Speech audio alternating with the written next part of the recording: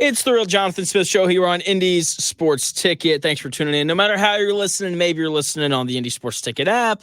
Maybe you're watching the live stream on Twitter. Just follow us at Ticket 1430. Maybe you're watching the live stream on YouTube. Just search for Indy Sports Ticket and you can watch us there. Joining me now on the phone, host of Locked On Pacers, writer for the Pacers on many outlets, also writes for the Fever. It's Tony East joining me, as he always does at around this time. Tony, how are you, man?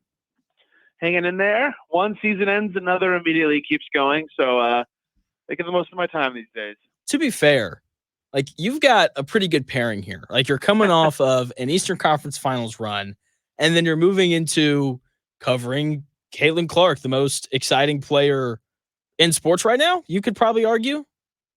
I think so. I mean, the thing that made it so interesting for me personally, like no one cares too much about this, but like usually the Pacers season ends and then it flows like right into Fever training camp. So it's really easy to kind of juggle both. This year, that did not happen. They overlapped for the first time in like 5 years. And it happened when, like you said, the most popular athlete on the planet joined the Indiana Fever. So it became quite interesting to cover the Pacers at their peak of popularity in the last decade and the Fever at their peak of popularity ever. It was very interesting. Yeah, the whole thing, it's been interesting for me. Like look, for the first time in my life, I'm like watching WNBA games with like regularity.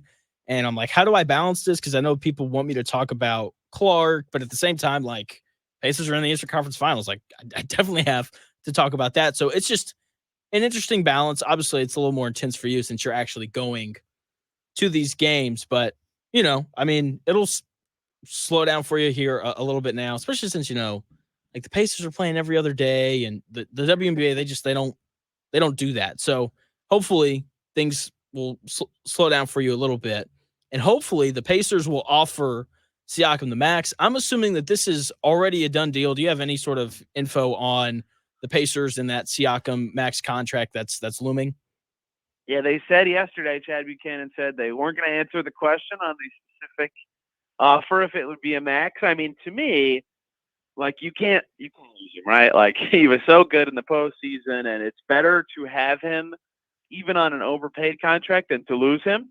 And so I don't even know if I would consider a max an overpay myself, although I get why other people are saying that. So I think that you just offer him the most you can and get it done, and maybe they'll try to negotiate or see what they can do in the recruiting front, right? The last couple of days about how that's the top priority of the offseason. Tyrese Halliburton said he's going to blow up his phone, make sure he's doing what he can to make sure Siakam stays. But I think that they should offer him whatever it takes to keep him because he's very good. And the difference between the Pacers going back to being a young, ascending, spunky team and being a potential conference finals contender, I mean, they have a piece to do that on their team, and they need to make sure they keep him. Yeah, I agree with you. I put my foot in my mouth after games 1 and 2 against the Knicks. Like the only 2 games that Siakam didn't play well, I was like, I don't know if I'd give him the max. And then the next 8 games or 9 games, right, he played outstanding basketball. And, he's a large part of why the Pacers made this Eastern Conference Finals run. He's a large part of why they were the 6th seed and not, the 7, 8, 9, or 10. So I'm with you. You have to bring him back. And the Eastern Conference is really weird.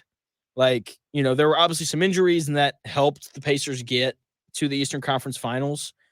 The Eastern Conference has other young teams that are getting better, like the Magic.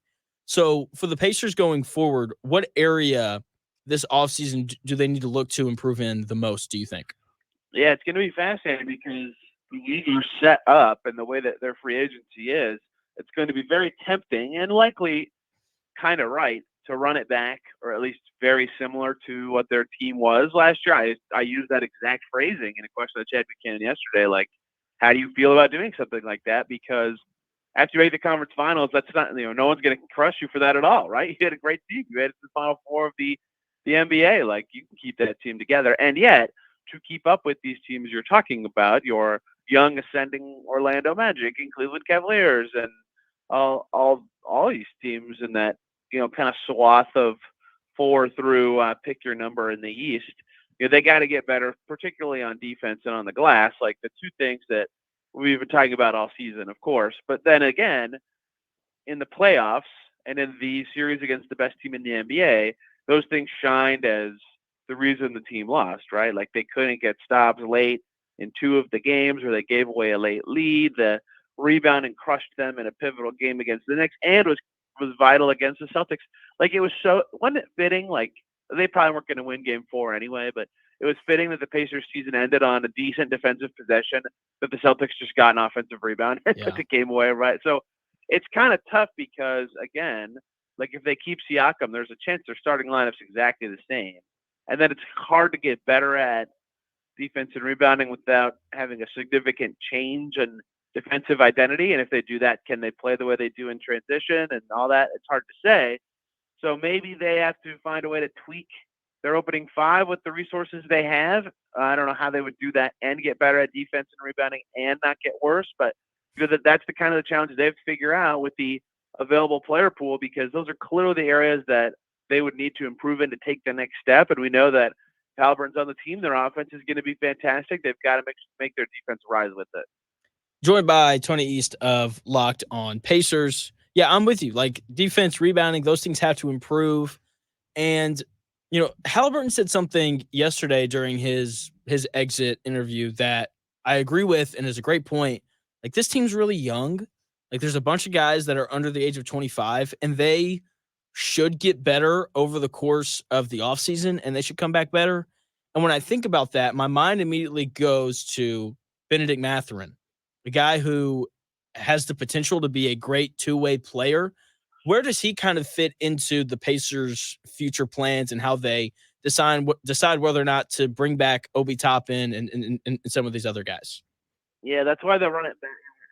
Ty said that's why the run it back idea would make sense, right? Because I think over half their rotations on like a rookie scale contract, right? Like in theory, all those players will just be better next year by how growth works for young players. And so if you think about how Mathurin fits into that, right? Like I was talking about that today with somebody else, in the postseason specifically, to me, 2 of the 3 teams they played, he would have been very helpful against. Now, the conference finals specifically, probably not as much, but New York and Milwaukee would have been awesome to have, and they didn't have him at all.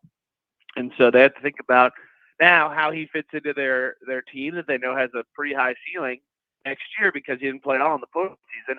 But this is where their offseason kind of gets tricky, right? Like if they want to insert Mathurin into the rotation and they keep Obi Toppin, that means Jarris Walker's not playing or Ben Shepherd's not playing. And that, that would be surprising, right? For one of the 2 guys, one who's just in the playoff rotation or one who's young, growing, and hopes to be there someday. And that doesn't even account for the other 4 roster spots on a team that aren't playing. So they just have a lot of young guys who have either earned minutes or are going to at some point expect to earn minutes. And so Mathurin's one of them. He is deserving of them right now. He's very good. So really balance all that, or how they decide to operate their summer with all that in mind, is going to be really fascinating because they just had a playoff rotation that made the conference finals. Like in theory, they should want to keep all those guys, but how do they mix that with having 2 lottery picks who didn't even play in the postseason, right? Like that's a really challenging balance to strike, and Obi, Ben, and Jarris are big parts of all that. And that's kind of where I think you'll see their offseason defined, assuming they keep Pascal, is how they manage that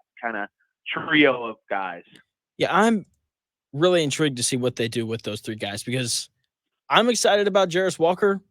I thought he'd, maybe play a little bit. I thought he'd play more than what he did during the regular season. And then you get to the Eastern Conference Finals, and I'm sitting on my couch, and my thought process is, man, if only the Pacers had like a 6'8" wing defender, that'd be really helpful right now. And like they do, and Jarris Walker's supposed to be that guy. What do you think is the Pacers' expectation for him, not only in the offseason, but coming into next season? Is he a guy who they think can play like 15 minutes a game? Is he a potential starter? Like, what do you think his role is going to be next year? Or what do you think the Pacers want his role to be next year? Why? Like, I thought he would start this season, right? Like, when they picked him, I thought he might be their starting 4 from day one. And that was before they got Obi, but, like, I thought he'd play a lot. And that kind of spoke to – I thought this would be more of a development year, and then they were good. So that's impressive that they were good given their ages. But I thought he'd play a lot more. And then in the playoffs, I didn't think he'd play because they were good and winning. And then people were arguing he should play late after Halliburton got hurt, and there was good argument for it. And they played McDermott, and actually McDermott did okay in those last 2 games. But like he never hit the floor as much as everybody thought, and that's why I wanted to ask Chad Buchanan about him yesterday, their GM, to see what they think of his season, what they think of what he's done, what they see of him going forward. I kind of feel like the team, because his shot got better, feels like he could play the three, which is valuable. Like he could kind of, to me, play 3 through 5, because the standout skill for me with Jarris Walker is his passing. He's such a good passer. He's got great feel for where to put it or what kind of touch he needs to put on the ball when he's giving it to a teammate. And he can create off the dribble a little bit, at least on the move, maybe not just like being a guy in isolation right now. So those kind of things bode well for a perimeter player more so than someone at the 5. So I'll be curious what position specifically he plays more of next season between kind of the front of any of the front court spots. But I think that's kind of how they view him. The question is, how does this fit in on a team with Isaiah Jackson, Obi Toppin, Ben Shepherd? Right? Like what kind of minutes are available for someone like that? And can the Pacers afford to have kind of a clunkier second-year player learning and evolving next to their winning team? The answer should be yes, because they think he can be a defensive disruptor that they really need, which is why people were talking about him in the playoffs. But he wasn't that guy yet last year. Obviously, the hope is that he can be going forward. Yeah, him playing the 3, once again joined by Tony East of Locked On Pacers. Jarris Walker could play the 3. That'd be awesome because there's just this real movement in the NBA towards having a lot of size. And if you're able to run, Halliburton out at point guard, who's 6'5", 6'6". Nembhard's listed at 6'5". I don't know if that's true or not. He looks a little shorter than that to me, but let's just say he's 6'5" for fun. Then like you got him playing the 2. Jarris Walker's like he's the legit 6'8" at the 3. Pascal's 6'8", 6'9" at the 4, and then of course Miles at the 5. Like that's a lot of size, which just helps you play defense. And when I think of Jarris Walker, I just like that clip of him defending Kawhi Leonard against the Clippers.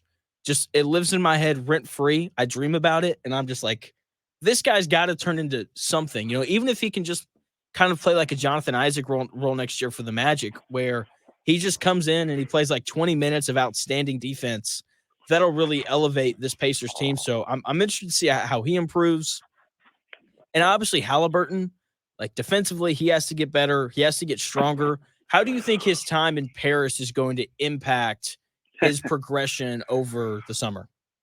Yeah, FIBA play is totally different, right? And of course that's the biggest step for him, right? That there's no doubt Halliburton's a top 5 offensive player in the NBA anymore, right? So now you got a guard.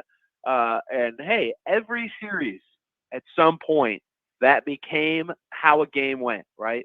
The Knicks finding Tyrese Halliburton on every possession, attacking him. The Celtics finding ways to post up Drew Holiday because Tyrese Halliburton is guarding him, right? Like where they could hide him against the Bucks, which that did work out, but still, like that became a thing. Every series was his defense and how the Pacers could get around it or still find ways to win possessions with him out there.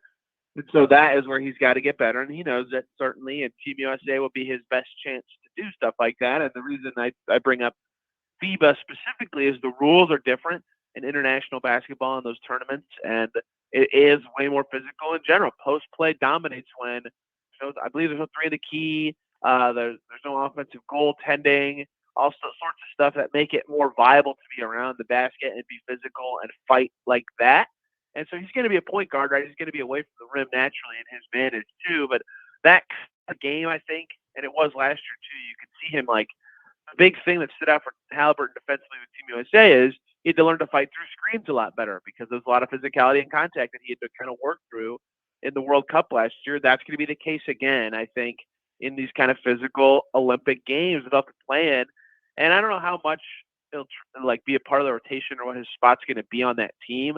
But that environment can be good for defensive growth just because it's so intense defensively and there's so much pride at stake that everyone's giving it their all. And if he can battle every possession defensively and take some strides forward just by playing in that setting, that'd be quite important for the Pacers. Do you think he's going to play a lot for that team? Because there's a lot of good players on the American team this year. It's crazy. Like being the 12th guy on Team USA is not an insult at all. But he's I don't know what his minutes will look like. I need to refresh myself on the Olympic team specifically, but I think he'll be back end rotation. Maybe one of the guys who doesn't play as much, and that's fine. You'll clearly we've seen from the Team USA Nike pipeline for years that they kind of go through eras and waves of who's on these teams, and this seems kind of like the last year of, for lack of a better term, the old guard with. Obviously this is Steph's first Olympics, but like Steph, AD, LeBron, that era of Team USA, and they're kind of getting the new class ready. And it certainly seems like between the World Cup and now this, that Halliburton's a part of that. So maybe we'll play a ton this time, but certainly could in future Olympics. And they'll have other guys, like it sounds like Hart's playing for Canada. That's been made clear by Pacer stuff, and we'll see if four guys can get on. So I'm looking forward to the Olympics and seeing how that can help guys get better. The other thing is just the practices. Like, just practicing against those guys every day, you would think would help him become a better player. But, you know, like you said, those guys are older, so we'll see how intense those practices are. What is okay? I want to ask you about Clark of the Fever, but before I let you go.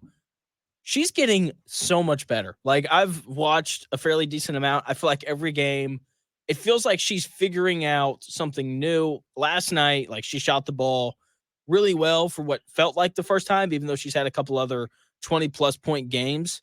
What for you so far has been the most impressive part about watching her? Yeah, last night was her biggest stride forward in terms of getting into the paint. 15 free throw attempts, I believe, was the number settled in against the Sparks in our first 30-point game as a result of getting the line net off. And her comfort level and so many things has gotten better in terms of like off-ball movement, and like she sees now where the patterns come within the Fever offense of like how she's going to get those setbacks off or how she's going to find space to get threes up, because the very first home game they play, I think she took 9 shots. Like the Liberty did a great job shutting her down, and she couldn't figure out how to get open. And when she got doubled, she wasn't really, it was her second game. Like the passes out of those weren't super crisp, and all of it's getting better. And the Fever take the ball back to her, so that comes to get to her and team allowing to get it effective. And that all came together last night. Sparks, was it 30 and 6 and 5 and 3 steals and 3 blocks? Like she had thing.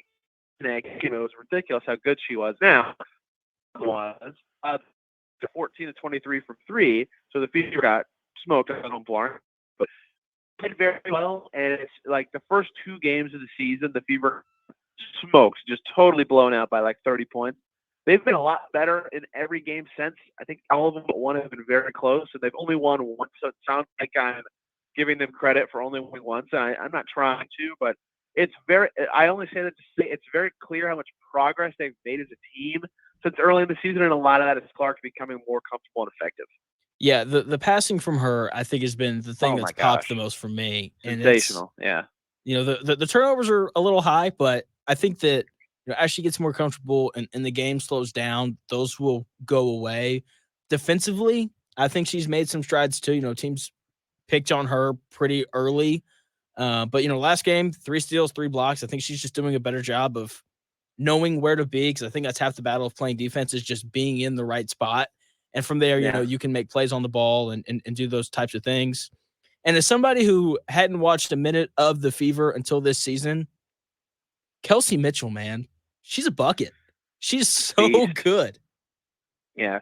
She, like in men's or women's basketball, to me is one of the fastest players with the ball, like in the sport. She just is such a blur, and she can turn that into threes so easily. She was an all-star last year. She should have been 2 years ago.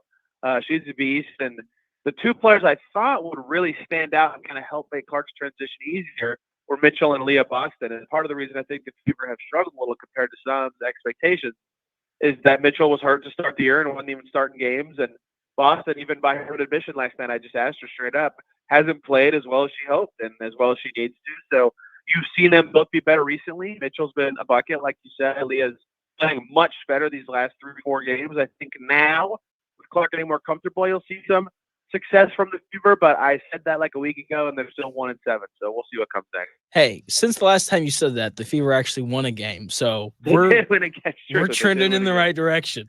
You weren't entirely wrong. We did see more success.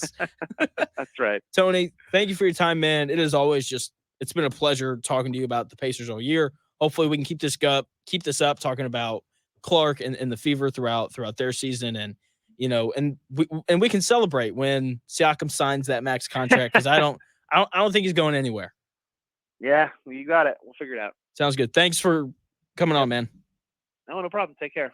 That is the great Tony East of Locked On Pacers. Just great guy, knows what's going on. He's very much in the loop. You know, he's around the Pacers all the time. So we love having him on and getting his insight.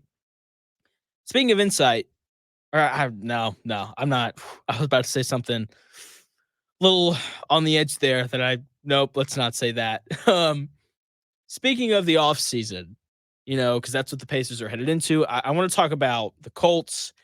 And I want expectations to be proper for this team, because when your expectations are too high for something, then no matter what happens, it's probably not going to be a good season. And if your expectations are too low, then you overreact. So I want to temper expectations a little bit, especially when it comes to AD Mitchell, Colts second round pick, the wide receiver. I'm going to temper those expectations when we come back here in about 4 minutes.